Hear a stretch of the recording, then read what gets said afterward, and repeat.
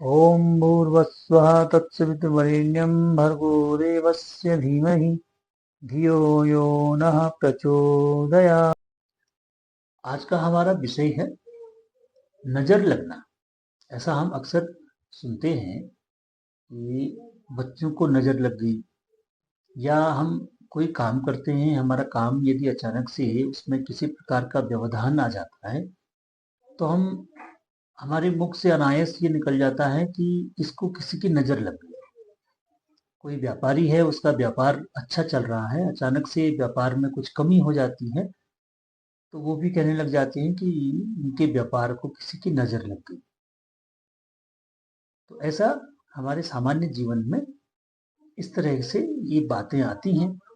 और ऐसी कुछ घटनाएं भी हम देखते हैं, और अक्सर ये हम देखते हैं अपने बच्चों के साथ में। कभी भी किसी भी प्रकार का कोई त्योहार होता है, कोई ऐसा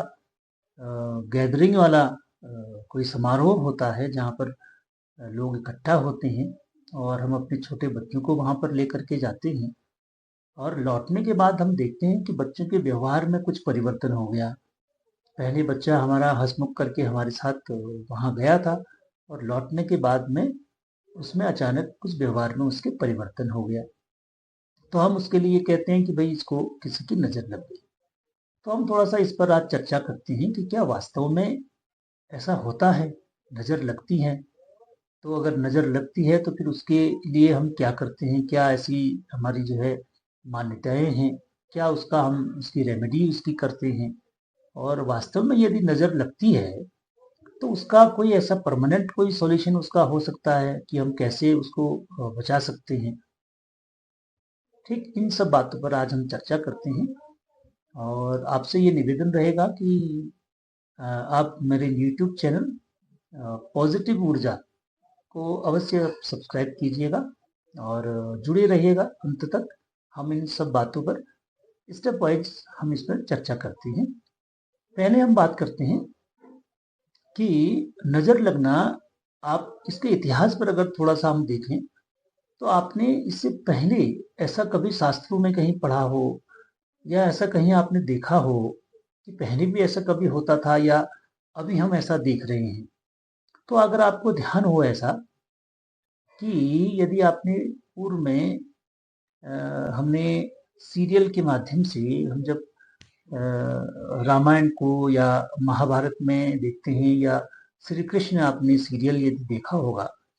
तो भगवान राम की या भगवान कृष्ण की जब आपने बाल लीलाओं को देखा होगा सीरियल के माध्यम से, तो उसमें भी आपने कई बार ये इस तरीके का देखा होगा कि उनकी माता जो हैं उनको जब बचपन में उनकी बाल लीलाओं का वर्णन उसमें दिखाते हैं, तो कई बार ऐसे घटनाक्रम उसमें दिखते हैं हमको भी कि माता जो है ऐसा कहते हुए उनको दिखता है कि इसको जो है किसी की नज़र लग जाएगी। तो उनको भी कई प्रकार से आपने देखा होगा कि अब तो सीरियल है, उसमें भी कई प्रकार से उनको कुछ टीका वगैरह ऐसा लगाने का उसमें देखने को मिलता है। कहने का मतलब ये है मेरा कि इस तरह की जो घटनाएं होती हैं ये पूर्व से चली आ रही हैं। मतलब ऐसे कुछ प्रकरण ऐसे रहे होंगे कि उस समय भी लोगों के मन में ऐसा भय नज़र लगने को लेकर के रहता होगा, कि बच्चों को लेकर के कि बच्चों को एकदम से ये चीज़ें प्रभावित करती हैं तो उसको दूसरे की नज़रों से हमको बचाना है। या कई बार आपने ये देखा होगा जब आप मंदिर में जाते हैं और जब कोई पूजा सामग्री आप लेकर के जाते हैं, या पूजा की थाल लेकर के आप मंदिर में जाते हैं, तो आप ये अक्सर ये करते हैं कि उस सामग्री को आप ढक करके ले जाते हैं। कहीं पर भी आप जाते हैं, चाहे आप पैदल में जाएं, दूर जाते हैं, नज़दीक में जाते हैं, तो आप उस सामग्री को आप जो भी उस देवता के लिए, उस भगवान के लिए आपके मन में श्रद्धापूर्वक जो आपने तय किया है उसको आप ढक करके ले जाते हैं। तो वो ढकने का कारण क्या है कि आपने जो उस प्रभु को देने के लिए आपने रखा है, उस चीज को वो भोग लगाने के लिए हो या उस चढ़ाने के लिए हो, उसमें किसी की नजर ना लगे, यही भाव रहता है। इसी भाव से आप उसको ढक करके ले जाते हैं, है ना। तो या आपने ये भी देखा होगा कई बार कि आप प्रसाद यदि घर में किसी प्रकार का कोई आयोजन होता है उस प्रसाद को यदि आप किसी को देने के लिए जाते हैं तो उसको भी आप क्या करते हैं, ढक करके ले जाते हैं, मतलब खुले में आप प्रसाद देने नहीं जाते हैं। ठीक, तो इस तरह से हम ये कहते हैं कि ये चीज, कुछ चीजें हैं जिसको हम ऐसा तो नहीं कह सकते कि वैज्ञानिक रूप से इसको किसी प्रकार से हम सिद्ध कर सकते हैं, लेकिन ये घटनाक्रम हमारे जीवन में होते हैं और वो हमारे बच्चों को, हमको, हमारे जो क्रियाकलाप हैं रोज के, उनको प्रभावित अवश्य करते हैं। अब हम आगे चलें तो इनके कारणों पर यदि हम जाते हैं, अब कई बार ये होता है कि बच्चे के को नजर लगी, आपको कैसे पता चलता है? आप किसी समारोह में जाते हैं या माना होली का या दीपावली का कोई पर्व है, उस समय पर लोग आपके घर में आते हैं, आपके बच्चे को देखते हैं, अरे आपका बच्चा बड़ा सुंदर है, आपका बच्चा बड़ा इंटेलिजेंट है, अरे आपके बच्चे को तो बहुत कुछ आता है, ऐसा कहते हैं। उस समय तो कुछ नहीं है, लेकिन आप ये देखते हैं कि उसके 1-2 दिन बाद आपका बच्चा, उसमें कुछ जो है वो हल्की मायूसी जैसी आ जाती है, मतलब जैसा बच्चा पहले हंसता खेलता आपका बच्चा था वैसा नहीं रहा। तो आपके मन में अनायास ये आता है कि ये देखो उस दिन इतने लोग आए थे, कुछ ऐसा उन्होंने कहा, तब से ये बच्चा मेरा जो है वो कुछ कमजोर सा लग रहा है, खाना नहीं खा रहा है, कुछ चिड़चिड़ा सा हो गया है। ये सामान्य लक्षण उसमें होने लग जाते हैं, कुछ ऐसे शारीरिक, खाना पीना थोड़ा बच्चा जो है वो कम कर देता है, कुछ उसको ऐसा लगता है कि वो कहता है कि हमारे सिर दर्द हो रहा है, पेट दर्द हो रहा है, या उसको नींद नहीं आ रही है, दूध पीना कम कर देता है ना? ये कुछ सामान्य लक्षण हम उसमें पाते हैं जब ऐसा कभी होता है, और ऐसा किसी के साथ भी हो जाता है। मतलब बच्चों में सामान्यतया हम देखते हैं कि जो बच्चे, छोटे बच्चे होते हैं, 1-2 साल से लेकर के 15-16 साल की उम्र तक के जो बच्चे हैं, उनको इस तरह की ये चीजें बड़ी जल्दी प्रभावित करती हैं। चलिए, तो यहाँ तक हम ये बात कर रहे थे कि इस तरह की घटनाएं होती हैं जो हमने अपने सामान्य जीवन में देखी हुई हैं, अपने आस पड़ोस में देखी हुई हैं, और ये जितनी भी चीजें होती हैं वो हम बच्चों में भी देखते हैं, उनके पढ़ाई में भी देखते हैं, या व्यवसाय में भी देखते हैं, और चीजों में भी इस चीज को हमने अनुभव किया हुआ है या उसको देखा हुआ है। अब हम इसके अगले पार्ट में आते हैं, यानी उसका कारण, मतलब इसका कारण क्या होता होगा और किस वजह से ये ऐसा होता है, उस पर थोड़ी चर्चा करते हैं। अब इसमें पहली बात हम ये देखते हैं कि आपने कभी देखा हो कि अगर कोई छोटा बच्चा है, माना हम ये देख लेते हैं, माना 10 साल तक का अगर कोई बच्चा है, और 10 साल का यदि एक बच्चा दूसरे 10 साल के बच्चे से ऐसा कहे कि नाम से या किसी भी रूप में कि अरे भैया आप तो बड़े अच्छे लग रहे, आप तो दिखने में बड़े सुंदर हैं, या आपकी पढ़ाई बहुत अच्छी चल रही है, आप तो बड़े होशियार हैं, कुछ भी बात है। अगर एक बच्चा दूसरे सामान्य बच्चे से ऐसा कहता है, कम उम्र का बच्चा, 8-10 साल का बच्चा, तो आपने अमूमन ये देखा होगा कि उसकी इस बात का कोई असर जो है वो बच्चे पर नहीं पड़ता है ना? अगर बच्चे आपस में एक दूसरे से ऐसा कहते हैं तो उसकी बातों का फर्क नहीं पड़ता। कहने का मतलब ये हुआ, यहाँ पर मेरा आशय ये है कहने का, कि बच्चों की नजर एक दूसरे को नहीं लगती है ना? यही तो मतलब हुआ कि अगर एक बच्चा दूसरे बच्चे से कहता है, माना किसी भी रूप में कहता है, तो उनको ये बात क्यों नहीं लगती है? फिर अगर जैसे हमने चर्चा की है कि नजर लगने के बाद जिस तरह के लक्षण हमको बच्चों में दिखते हैं, वैसा सामान्यतया जब एक बच्चा दूसरे बच्चे से इस तरह की बातें करता है तो तब ऐसा क्यों नहीं होता? तो ये अक्सर ऐसा, हमेशा ऐसा क्यों ही होता है कि अगर कोई उम्र दराज व्यक्ति, या जो उम्र में बड़ा व्यक्ति है वही, या कोई महिला हो या पुरुष हो, वही जब इस तरह की कोई बातें करते हैं, चाहे उनका मंतव्य कुछ भी रहा हो, कुछ भी रहता हो, लेकिन अगर वो इस तरह की बात करते हैं तो आपको ऐसी घटनाएं अपने बच्चों में देखने को मिलती हैं। ठीक, अब हम इसके कारणों पर थोड़ा सा चर्चा करते हैं कि ये वास्तव में क्या है, क्या कारण है, ऐसी चीजें क्यों होती हैं। तो इसके पीछे की जो ऐसा कारण हमको समझ में आता है वो यहाँ पर क्या है ये सब जो है एक तरह से ऊर्जा का कमाल है। हम तो इसको यही मान के चलते हैं कि ये इसमें जो है वो सकारात्मक ऊर्जा और नकारात्मक ऊर्जा, ये दो ही प्रकार की ऊर्जाएं इसमें काम करती है। ये कैसे होता है कि बच्चे जो हैं वो कम उम्र के हैं, छोटे हैं, तो उनके अंदर में एक तरह से नेगेटिव ऊर्जा तो होती नहीं है, पॉजिटिव ऊर्जा ही होती है। क्योंकि उम्र कम है, कम उम्र होने से क्या होता है, उनमें पॉजिटिव ऊर्जा उतनी ज़्यादा नहीं होती है। उनके शरीर के हिसाब से देखें या उनकी उम्र के हिसाब से देखें तो पॉजिटिव ऊर्जा जो होती है वो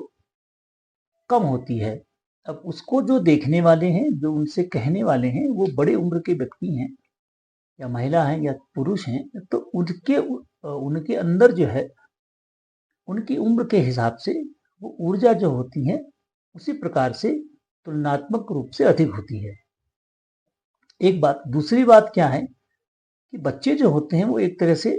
मन से एकदम साफ होते हैं। उनमें किसी प्रकार की कोई दुर्भावना या किसी प्रकार से कोई ईर्ष्या का भाव या किसी के प्रति जो एक दूसरे के प्रति व्यक्ति जो है वो ईर्ष्या की भावना रखता है या द्वेष की भावना रखता है, इस तरह की भावना बच्चे के मन में नहीं होती है। तो इन्हीं भावनाओं से वो ऊर्जा जो है वो व्यक्ति के अंदर में भरी रहती है। तो बच्चों में अक्सर इस तरह की आदतें भी नहीं होती हैं और इस तरह के विचार भी नहीं होते हैं। उनको ये चीज़ें समझ में भी नहीं आती हैं कि ये गुण वास्तव में, ये इस प्रकार के जो गुण तो नहीं कहेंगे, किस प्रकार के दुर्गुण जो हैं वो ये क्या हैं, उनको इस बात का समझ में नहीं आता है। और जो बड़े उम्र के जो व्यक्ति है, जो भी उनको देखता है, उसके अंदर में इस तरह से जैसे जैसे उम्र बढ़ती है तो इस तरह के दुर्गुणों का भी और सद्गुणों का भी, दोनों तरह का विकास व्यक्ति के अंदर में होता है। चाहे वो सद्गुण को कहें या दुर्गुणों को कहें, तो दोनों तरह के गुण व्यक्ति के अंदर में विकसित होते हैं। तो जिसके अंदर में सद्गुण विकसित होते हैं तो उसमें सकारात्मक ऊर्जा का विकास होता है, और जिसके अंदर में दुर्गुण होते हैं, यानी कि ईर्ष्या का भाव है, द्वेष का भाव है, एक दूसरे के प्रति लोभ है, मोह है, जिसको हम सामान्य रूप से कहते हैं, ये जो दुर्गुण है, जैसे जैसे ये बढ़ते रहते हैं तो उनके अंदर में उतनी ही नकारात्मक ऊर्जा भी बढ़ती रहती है। तो इस तरह का कोई व्यक्ति, महिला या पुरुष, अगर किसी बच्चे को एक तरह से किसी भी प्रकार से देखते हैं तो उसके अंदर से उसी प्रकार की नकारात्मक ऊर्जा जो है वो बच्चे को प्रभावित करती है। बच्चे के अंदर में उस नकारात्मक ऊर्जा को बैलेंस करने के लिए उतनी मात्रा में सकारात्मक ऊर्जा नहीं होती है, तो इसलिए बच्चा उस नकारात्मक ऊर्जा से जल्दी प्रभावित हो जाता है। और जब तक वो नकारात्मक ऊर्जा उनके शरीर में रहती है तब तक वो व्यक्ति या वो बच्चा जो है वो थोड़ा सा असहज महसूस करता है, या जिसको हम उसके बीमारी के लक्षणों में देखते हैं कि माना उसमें बच्चे में चिड़चिड़ापन आ जाता है, या उसको नींद नहीं आती है, या वो दूध पीने से मना करता है, या अन्य दिनों की अपेक्षा उसको पढ़ाई में मन नहीं लगता है। तो ये जो सामान्य लक्षण हैं ये तब तक उस बच्चे के अंदर में रहते हैं जब तक वो नेगेटिव ऊर्जा उसके अंदर में रहती। देखिए, अब इसके जो रेमेडियल पार्ट में यदि हम जाते हैं, नज़र जो लगती है उसका जो रेमेडियल पार्ट अगर हम शुरू करते हैं तो पहले हम बच्चों से ही यदि शुरू करें तो बच्चों को हम लेते हैं, माना एक दो साल के बच्चों से लेकर के जो 14-15 साल के हमारे बच्चे हैं, उन बच्चों को यदि हम देखें तो जो पुराना हमारा पारंपरिक जो तरीका है जो चला आ रहा है, तो उसमें हम क्या करते हैं कि जैसे हमने 5 जो है वो मिर्च ले लेते हैं, और उसमें सरसों ले लेते हैं, नमक ले लेते हैं, तो उनको मिला करके हम उसको बच्चे के सिर में घुमा लेते हैं, ठीक, और उसके बाद जो है उसको कहीं पर जला देते हैं या जला करके भी घुमाते हैं। और उसमें थोड़ा सा ध्यान ये रखना पड़ता है कि बहुत तेज ना जले, मतलब ऐसा ना हो कि बच्चे के मुंह में वो गैसें चली जाए, इतना ज़्यादा ना लगे कि उसको कोई दिक्कत उससे हो। और उसके साथ में अब मंत्र की अगर हम बात करें तो देखिए, हम तो एक ही मंत्र को मानते हैं, गायत्री मंत्र को ही मानते हैं। तो आप ये कर सकते हैं कि उसके साथ में आप 5 बार, 7 बार या 9 बार ऐसे जो है वो गायत्री मंत्र को पढ़ करके उसको घुमा करके आप सिर के चारों ओर उसको क्लॉकवाइज में आप उसको घुमा करके आप कहीं पर उसको, जैसे चौराहे की जगह जो होती है ऐसी जगह में उसको डाल देते हैं। जला करके उसको इस बार मंत्र पढ़ेंगे और उसके बाद वहाँ उसको डाल देंगे, है ना। ये परंपरागत तरीका है, ये कोई वैज्ञानिक तरीका नहीं है, ये परंपरागत है जो हमको, जिसमें हम साइकोलॉजिकली जुड़े हुए हैं और इससे ये होता है कि बच्चा हमारा ठीक हो जाता है ना। अब इसमें कारण क्या है ठीक होने का? कारण के पीछे यदि हम बात करें तो कारण ठीक होने का जो कारण क्या है कि जैसे इसमें नींबू है या मिर्च है या सरसों है, ये सब क्या है, ये नेगेटिव एनर्जी को दूर करने वाली चीजें हैं, है ना। ये दूर करने वाली चीजें हैं, तो इसका उपयोग हम इस तरीके से करते हैं बच्चों में, तो ये इसको बच्चा हमारा ठीक हो जाता है। और ये छोटे बच्चों में हम इसलिए इसको इस्तेमाल करते हैं क्योंकि ये नेगेटिविटी को दूर करने वाली चीजें हैं। और इस उम्र तक के जो बच्चे होते हैं उसमें एक तरह से क्या होता है कि उनमें किसी प्रकार की पॉजिटिव ऊर्जा उतनी डेवलप नहीं होती है और उसमें नेगेटिव ऊर्जा ज़्यादा प्रभावित होती करती है, क्योंकि जिनकी नेगेटिव एनर्जी उनको लगती है वो तुलनात्मक रूप से उनसे उम्र में बड़े होते हैं या उनके अंदर में उतनी ही पॉजिटिव एनर्जी भी ज़्यादा होती है और तुलनात्मक रूप से नेगेटिव एनर्जी भी ज़्यादा होती है। तो इसलिए बच्चों को वो ज़्यादा प्रभावित करती है। तो उनसे वो नेगेटिव एनर्जी को दूर करने का ये एक हमारा परंपरागत तरीका है जिसको हम करते हैं। तो बच्चों की नेगेटिव एनर्जी को हम इस तरीके से, या बच्चों के जो हम नज़र लगी है कहते हैं, उसको हम इस तरीके से दूर करते हैं। ये एक सामान्य तरीका है। और इसके साथ में मंत्र को यदि आप जोड़ना चाहें तो हम तो एक ही मंत्र की बात करते हैं बार बार। तो गायत्री मंत्र को आप उसमें जोड़ करके 5 बार या 7 बार उस गायत्री मंत्र के साथ में बोल करके आप इस तरीके से उसको नज़र उनकी उतार सकते हैं। निवेदन रहेगा कि आप मेरे यूट्यूब चैनल पॉजिटिव ऊर्जा को अवश्य सब्सक्राइब कीजिएगा। सर्वे भवन्तु सुखिनः, सर्वे सन्तु निरामया, सर्वे भद्राणि पश्यन्तु, मा कश्चित् दुःख भाग् भवेत्। ओम शांति शांति शांति।